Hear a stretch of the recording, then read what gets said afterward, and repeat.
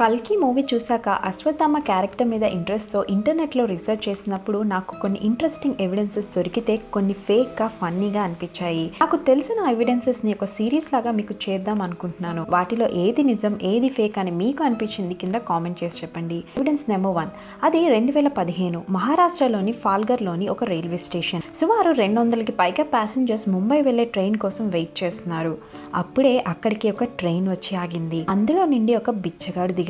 ఆ బిచ్చగాడిని చూసి అందరూ భయపడుతున్నారు. ఎందుకంటే అతని నుండి కుళ్ళిన మాంసం వాసన వస్తుంది. ఆయన చూడటానికి ఒక జాంబీ లాగా ఉన్నారు. 10 feet డిస్టెన్స్ నుంచి కూడా తెల్లగా తన బ్రెయిన్ కనిపిస్తుంది. బహుశా ఆయన అశ్వత్థామ కావచ్చు.